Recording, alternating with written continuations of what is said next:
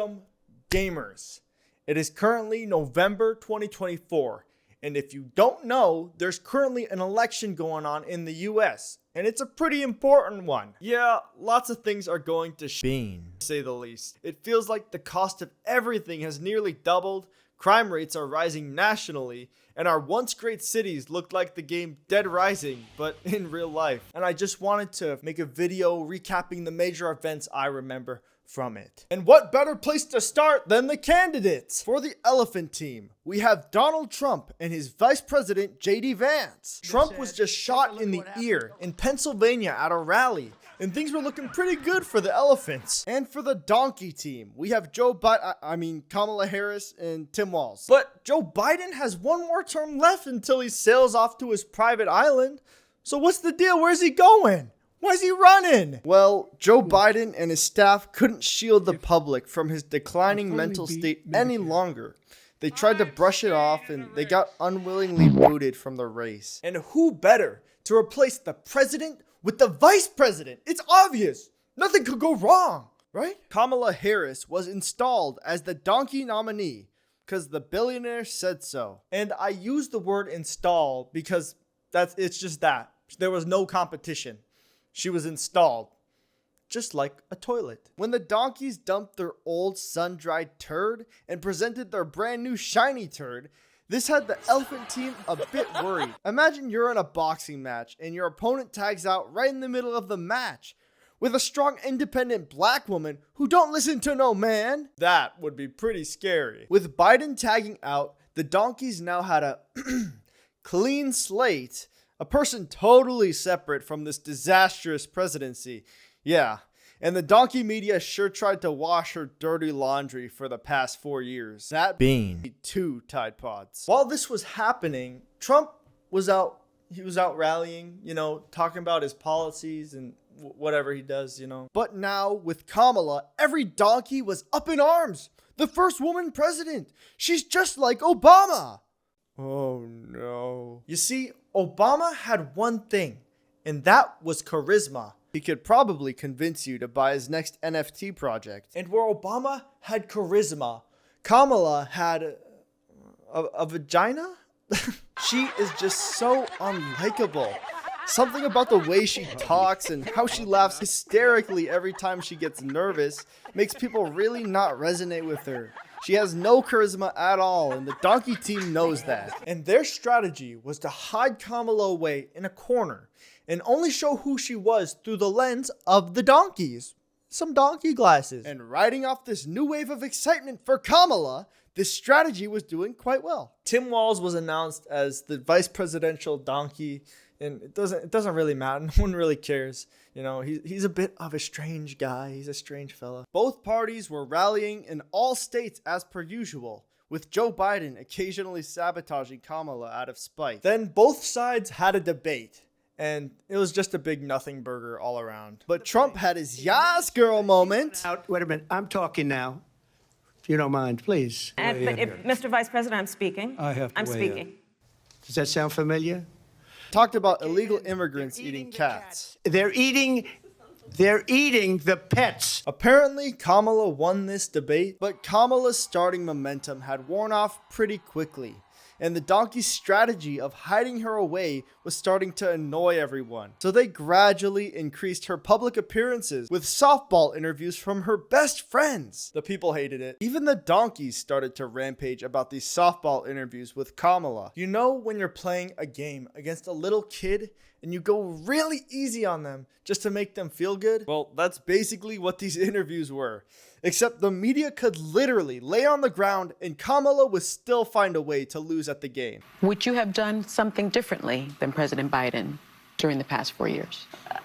There is not a thing that comes to mind. While the donkeys were doing this, Trump was rallying, telling voters about his policies, discussing the problems with the country at this point. The donkey team was fed up with all the complaining. So they went full throttle and put Kamala on a media frenzy. She went on The View, Stephen Colbert, 60 Minutes, local news stations. She even went on Fox News, surprisingly. It was also a disaster. You've been in office for 3.5 years.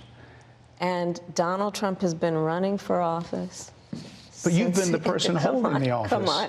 Madam You Vice and I President. both know what I'm talking about. You and I both know what I'm talking about. I actually don't. What are you talking about? At the same time, the vice presidential nominees had a debate, and Tim Walz was just absolutely crushed. On this It was so I got there that bad. summer and misspoke on this. So I will just, that's what I've said. So I was in Hong Kong and China during the democracy protests went in. And from that, I learned a lot of what needed to be in governance. Thank you, Governor. The reception of the Donkey team quickly going negative, they needed to change their strategy fast. So they decided to wheel out everyone on the planet to show their support for Kamala. Even your absentee father came to show support. I mean, they really brought everyone in. They even brought in the ultimate super soldier, Obama, thinking he would save the sinking ship. And he proceeded to condescend and scold black male voters into being enthusiastic about Kamala. Because you think that's a sign of strength. Because that's what being a man is? Putting women down?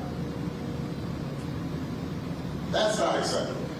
And then Kamala goes on to insult the largest religious demographic in the United States.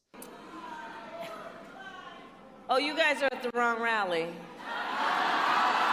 Under tons of pressure, the Donkey team started to collapse, and all they had left were throwing pebbles at Donald Trump through news articles that no one reads, news broadcasts that no one watches, and just straight up calling him a fascist. Do you think Donald Trump is a fascist? Yes, I do.